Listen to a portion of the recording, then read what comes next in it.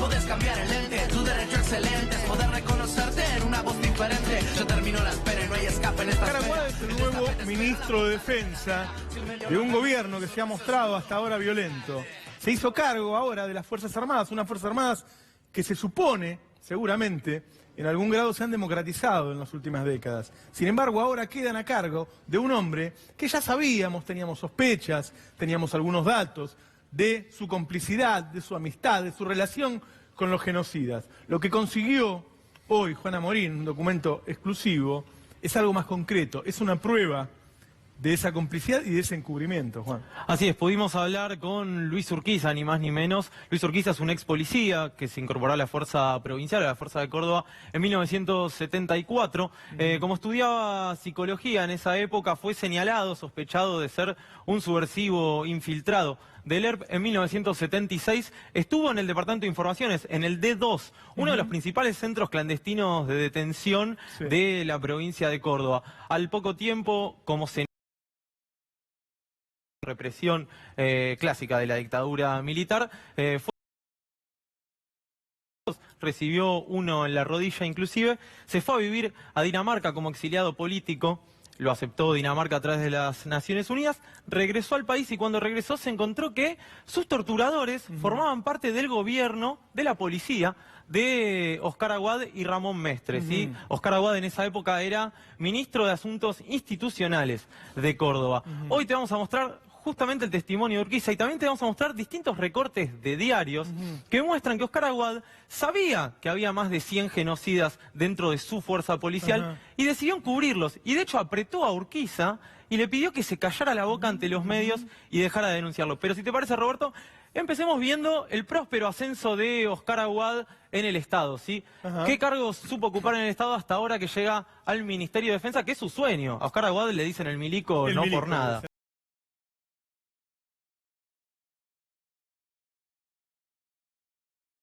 Como está de la prisión por el robo de 60 millones de dólares, o mejor dicho, la desaparición de 60 millones de dólares cuando le tocó ser interventor. Fue no sobreseído, sino que prescribió la causa en el año 2014. Diputado nacional, ministro de Comunicaciones, donde le hizo flacos favores al Grupo Clarín, privatizó el ARSAT 3, como bien mostró Darío Gaño, y ahora sí llega al Ministerio de Defensa, que fue su gran anhelo. Pero vamos a ver cómo funcionaba la policía de Oscar Aguad en el 90, en la década de los 90, cuando fue ministro de Asuntos Institucionales de Córdoba. Estuvimos hablando con Mariano Sarabia, que es un periodista especializado, y escuchen atentamente cómo funcionaba la policía del milico de Oscar Aguad. Yo creo que Oscar Aguad pertenece a esa derecha más bien neoliberal, es esa derecha que se benefició, ¿no es cierto?, más vinculada a los grandes negocios y que de alguna u otra forma es cómplice del genocidio. Acá hay 30.000 personas desaparecidas que no están porque justamente fue necesario desaparecerlos para implementar un plan económico que se parece mucho al de hoy. Entonces todo cierra, no me extraña que haya impunidad, no me extraña que para Aguad hubiera sido normal que 20 años después, en el 97, siguiera habiendo 100 policías que estaban en actividad y que habían sido torturadores en los 70. ¿Qué sensaciones le provoca hoy por hoy que Oscar Aguad cumpla funciones como ministro de Defensa, ni más ni menos, teniendo en cuenta esto? Lo que te estamos diciendo es que Oscar Aguad tenía en sus fuerzas policiales más de 100 torturadores, genocidas. Él sabía que lo eran y los mantenían. Ese es el hombre que quedó a cargo de las Fuerzas Armadas ahora. Así es, y hay un gran referente, porque uno dice, bueno, 100 genocidas. Hubo un genocida particularmente que se llama Carlos Giannicelli, ni más ni menos, que era el tercero, digamos, en importancia policial. Era jefe de inteligencia criminal de la provincia de Córdoba, dependiente del Ministerio de Oscar Aguad. A quien vamos a escuchar ahora, su nombre es Luis Urquiza, lo decíamos recién, es un ex policía que regresó al país después de estar exiliado en Dinamarca y que cuando regresó ve que su torturador, Carlos Giannicelli, estaba a cargo de la policía, ni más ni menos. Vamos a escuchar a Luis Urquiza, que nos cuenta su historia y nos cuenta qué es lo que le sucedió en la provincia de Córdoba. Yo en el año 1974 ingresé en la policía de la provincia de Córdoba. Era además estudiante de psicología. Como entramos 5 universitarios juntos en el mismo curso, se nos catalogó como infiltrados, o sea, gente de izquierda que estaban infiltrados dentro de la policía de la provincia. Ya llegando el año 76, me trasladaron a mí a hacer guardia en el departamento de 2 de informaciones, por lo cual ahí pude ya ver los grupos de tareas, cómo traían los detenidos en horas de la noche y bueno, después eran sacados, llevados a lugares o bien desconocidos, sino a la Perla. Yo fui detenido el día 12 de noviembre del año 76, junto con los mismos policías que habíamos ingresado en el año 74, y se nos acusó de pertenecer a la célula de LER infiltrada dentro de la policía. Bueno, fuimos torturados, yo recibí un balazo en la rodilla, pasamos más de un mes desaparecido en un campo de concentración. Hasta ahí está hablando de lo que le ocurrió a él, cuando fue secuestrado, cuando fue torturado. Recordemos que lo que vamos a mostrar, este hombre está en Dinamarca, habló con Juan por Skype, y es la primera vez que da este testimonio, que él dice, mirá, Oscar Aguad tenía a cargo de la policía al tipo que me torturó a mí. Eso es lo que te estamos contando del ministro de Defensa. Así es. Y te voy a pedir, Marian, si me podés, si podemos escuchar directamente ya a Luis Urquiza, y cuando relata puntualmente que regresa al país y qué es lo que le sucede a él, porque se va a vivir a Dinamarca, forma una familia en el exilio, tiene una esposa danesa, 2 hijas que son danesas, y le dice a la esposa, quiero volver a mi país de origen, quiero que volvamos a vivir en Argentina, quiero retomar mis raíces, y cuando regresa al país le sucede esto. Llegamos en el año 1993, bueno, al poco tiempo, comencé a tener noticias de que los grupos, los que habían pertenecido a los grupos de tareas dentro de el departamento de 2 informaciones seguían activos y habían sido ascendidos y premiados por el gobierno radical del doctor Mestre, y llegó ya el año 97 y entonces ahí descubrimos que el comisario Carlos Giannicelli, que estaba ejerciendo el cargo de jefe de inteligencia criminal, que es una persona que había participado en los grupos de tareas, secuestrando, torturando y matando gente. Yo ya lo había denunciado a él y a su hermano, como a otra gente de la de 2 informaciones, en Nunca Más, en el informe de la CONADER. También Carlos Giannicelli había estado procesado en el año 87 y bueno, no llegó a juicio porque justo en ese momento salieron las leyes de punto final y obediencia debida. Conocí públicamente en los diarios uno de las personas que había sido torturador y bueno, una de las personas que también torturado a mí. Eso al día siguiente ocurrió que me comenzaron a amenazar por teléfono de parte. Entonces, primero contó el momento en que lo secuestraron, que lo torturaron. Después cuenta que él vuelve de Dinamarca y se encuentra con que su torturador y la gente que trabajaba con él estaba a cargo de inteligencia criminal como empleado de Oscar Aguad. Así es. Estaba encubriendo a un torturador, a un genocida. En las altas esferas de la policía cordobesa que manejaba Oscar el Milico Aguad, es correcto. Pero fíjate el grado de perversidad que hay sobre esto. Vamos a ver quién es Carlos Giannicelli, uno de los genocidas que hoy cuenta con 2 condenas a prisión perpetua, que estaba a cargo de la policía y hacía la inteligencia criminal del gobierno de Mestre, donde era prácticamente jefe de gabinete Oscar Aguad. Estamos hablando de alguien que integraba el grupo de tareas de 2 en la departamental de informaciones. Cuenta con 2 cadenas perpetuas por delitos de lesa humanidad. Pidió el 2x1, de hecho, este año. Cobra una jubilación de privilegio, por ejemplo, porque no tiene sentencia firme. Cometió 172 delitos entre secuestros, torturas y asesinatos, por supuesto. Bueno, a esta persona se la encontró cuando regresa al país Luis Urquiza de su exilio en Dinamarca. ¿Qué es lo que hace Luis Urquiza? Dice, esto no puede ser así. Esto... no, hay que corregirlo, digamos. Sí. Juntémonos con el ministro, con Oscar Aguad. Te voy a pedir, Marian, entonces si podemos ver cuándo lo llama por primera vez Oscar Aguad a Luis Urquiza y le pide que deje de salir en los medios de comunicación. Luis Urquiza se empieza a hacer públicas sus denuncias, Claro. empieza a decir, miren, a mí este señor me hizo esto, esto y esto. Sí. Figura en el Nunca Más, figura Claro. en el libro de la CONADEP, que fue impreso en la Municipalidad de Córdoba, por ejemplo. Bueno, lo cierto es que Luis Urquiza le pide una reunión a Oscar Aguad. Oscar Aguad le dice que tiene que dejar de hacer estas denuncias. O sea, que no baje... solo no echa al torturador, al genocida, sino le dice, deja de denunciar. Así es. Vamos a ver entonces el primer llamado de Oscar Aguad a Luis Urquiza. Y llamado al despacho del doctor Aguad, que era ministro de Seguridad y quien estaría a cargo de la seguridad nuestra. Y bueno, le hice mención de cómo era posible que todavía esta gente que había sido mencionada en la CONADEP estaba procesada, que todo el mundo sabía de que habían pertenecido a los grupos de tarea del T2 Informaciones, pudiera estar todavía ocupando cargos dentro de la policía. Me dijo que él no sabía eso. Me pareció a mí una broma, porque si no había leído Nunca Más el informe de la CONADEP, él como ministro de Seguridad, ¿cómo era posible que yo, un simple ciudadano, supiera más información que él? Dijo él que, bueno, Yanichel había sido un buen policía, hacía unos meses que había desarticulado, debido a unas protestas sociales que había en la ciudad del Club del Eje, Yanichel había desarticulado todas esas huelgas y, bueno, había sido elogiado públicamente tanto por Aguad como gobernador de Córdoba.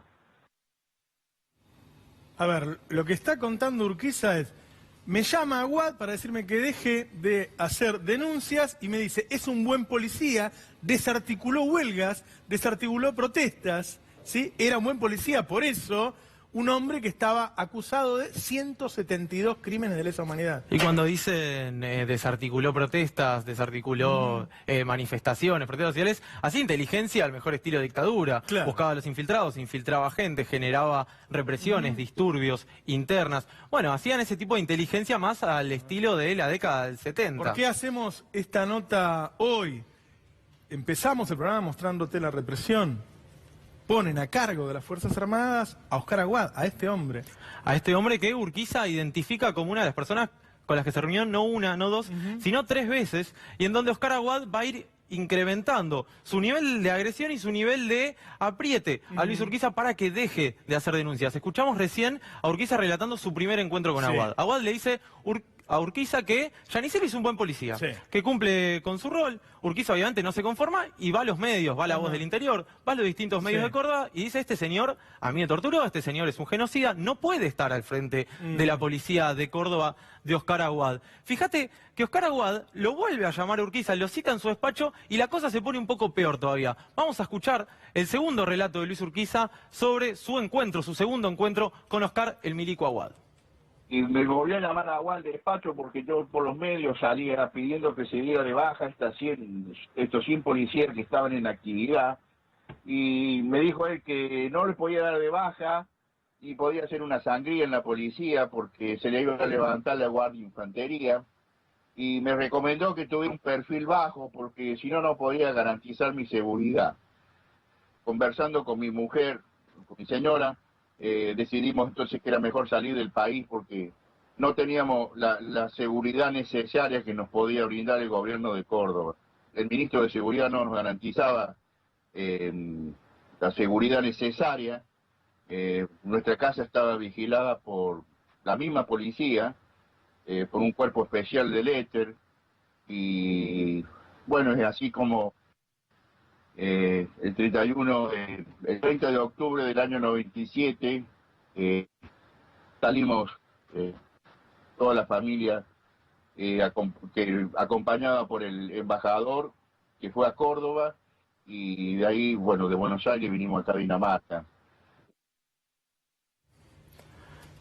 Bueno, es fortísimo lo que dice, ¿no? Aguad no solo no echaba a los genocidas, no solo los seguía encubriendo, sino que le dijo, cállate porque si no, no puedo garantizar tu seguridad. Es decir, lo amenazó y el hombre se lo tomó muy en serio y se tuvo que exiliar de nuevo. Bueno, la frase que me comentaba Luis en off era, a mí me dijo que me callara la boca, que bajara el perfil, que si seguía haciendo estas denuncias no me iba a poder garantizar la seguridad. Un tipo que estaba custodiado por la propia policía que manejaba su torturador. Es decir, un delirio absoluto que un ministro como Oscar Aguad hiciera una cosa semejante en Córdoba. Ahí escuchamos a Luis Urquiza decidir su segundo exilio. Si él vivía en Dinamarca, regresó al país con la democracia, ilusionado, contento con poder mostrarle a su familia un país diferente al que le tocó despedir a él en la década del 70. Tuvo que volverse a Dinamarca después de esta reunión con Oscar Aguad. Decidió eso. Él me dice que notifica a la embajada de Dinamarca, le dice que necesita volver, que le vuelvan a dar refugio. Dinamarca lo considera hoy un refugiado político. De hecho, Urquiza tiene muchos problemas para venir al país justamente por eso, porque todavía está considerado como un refugiado político y considera que es de peligro que vuelva a la Argentina. Estaba amenazado Urquiza, obviamente, no estaba contento, decide volverse a Dinamarca, pero antes recibe un tercer llamado de Oscar el Milico Aguad. Y fíjate cómo ya empezamos a tener en cuenta la extorsión directamente. Él, yo te doy esto a cambio de que vos te quedes porque paga un costo político muy alto. Vamos a escuchar la tercera comunicación entre Urquiza y el Milico Aguad en el año 97.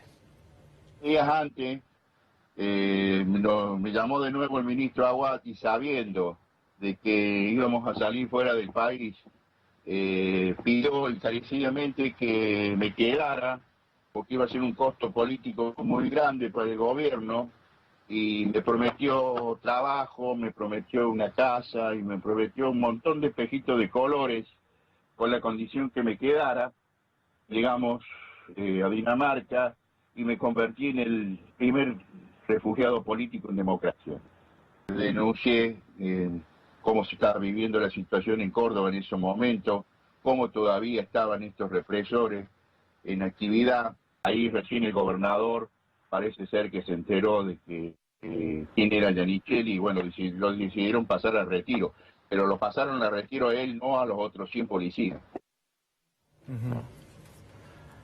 Ahí lo escuchábamos. Oscar Aguad le ofreció entonces a Luis Urquiza, le dice, esperá, no te vayas, quédate acá, no te vuelvas a Dinamarca, no porque es una lástima, porque vos merecés vivir acá porque sos argentino. Le dice, no te vayas porque vamos a pagar un costo político muy pero muy grande. Te ofrezco una casa, te ofrezco trabajo y sí te puedo ofrecer seguridad en realidad, lo cual deja al desnudo que Oscar Aguad estaba incluyendo... Y que en realidad manejaba a esa gente, no es que no podía controlarla. Exactamente, no solo a Giannicelli, sino también a otros 100 genocidas. ¿Qué es lo que dijo Oscar Aguad en su momento cuando se lo acusó de esto durante el juicio a Jorge Rafael Videla, por ejemplo?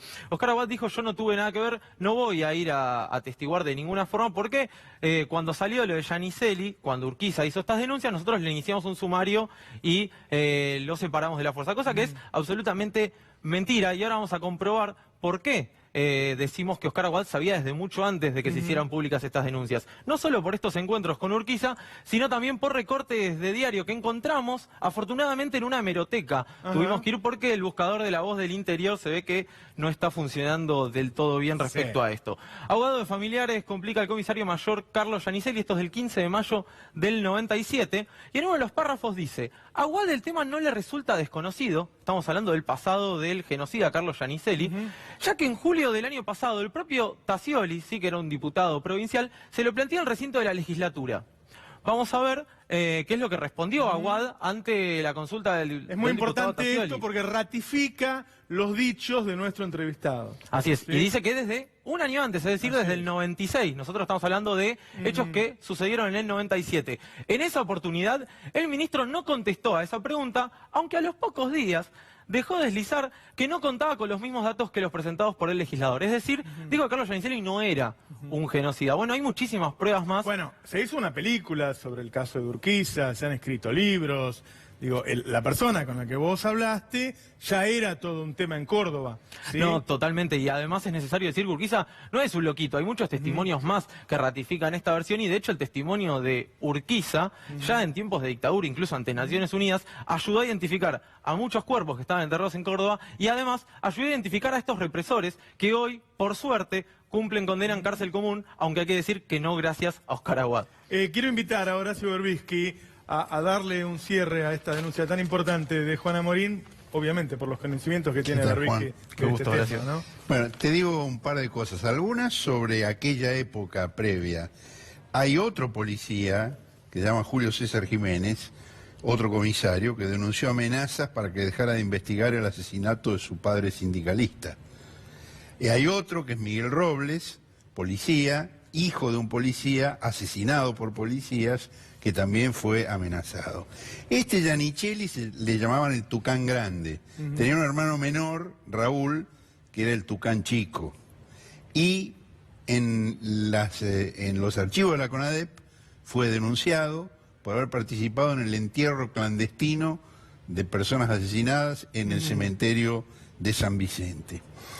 Además, hay en el juicio a Menéndez y Videla, donde se mencionó mucho a Aguad y al Tucán Grande y al Tucán Chico, Gloria Di Rienzo, que fue torturada y violada en el D2, denunció que en 1996, cuando Aguad era ministro de Asuntos de Seguridad, la policía allanó su casa con un pretexto de una investigación sobre cualquier cosa, y era la patota de los Giannicelli. Claro. Y le dijeron, se burlaban de él, decimos, somos los mismos, seguimos aquí estamos. Cuando Aguad fue interventor federal en Corrientes, despidieron a una cantidad de jueces sin ninguna explicación, y 3 de ellos se suicidaron. 3 de ellos se suicidaron. Esto sobre el pasado. Sí. Pero me interesa cerrar con una referencia al presente y al futuro. El jefe del Comando Sur de Estados Unidos, el almirante Kurt Tidd, dijo que había células extremistas en Latinoamérica, y muy poco después se produjo un presunto hackeo de la web del ejército, donde dice, el ISIS está aquí, ya van a tener noticias nuestras. Está lo que les dije del viaje de Garabano y Bursaco a Estados Unidos, donde vincula la posibilidad de inversiones con la inserción argentina en el dispositivo represivo de Estados Unidos. Y en esas reuniones que tuvieron Bursaco y Garabano, según la agencia oficial TELAM, los funcionarios norteamericanos plantearon la situación en la triple frontera. Es una obsesión de Estados Unidos, que la Argentina manejó muy bien durante la gestión de Jorge Tayana como canciller. Se formó una coordinación que se llamaba 4x1, donde Estados Unidos, Brasil, la Argentina y Paraguay supervisaban lo que pasaba ahí, para impedir que eso se usara para desestabilizar a nuestros países. Y en cambio los argentinos plantearon el vínculo entre narcotráfico, lavado de activos y terrorismo, que es parte del discurso del presidente Macri en forma permanente. Y en su documento de estrategia para 2017-2027, el Comando Sur dijo que nuestro principal esfuerzo va a ser combatir una sigla que llaman T3N. T de amenazas, de transcontinental y de transnacional. Y de amenaza, threat en inglés. Y N de network, de redes. ¿Qué va? Dice, desde las organizaciones criminales hasta extremismos violentos ideológicos.